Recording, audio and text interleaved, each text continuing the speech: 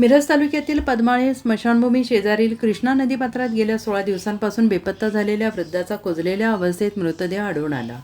धोंडीराम दत्तू पाटील वय वर्ष 85 राहणार कवठेपिराण असं मृत व्यक्तीचं नाव आहे. या प्रकरणी अधिक माहिती अशी की मृत धोंडीराव पाटील हे कुटुंबियांसह मिरज तालुक्यातील कवठेपिराण या गावामध्ये राहत होते. गेल्या 16 दिवसांपूर्वी ते घरातून बाहेर पडले होते.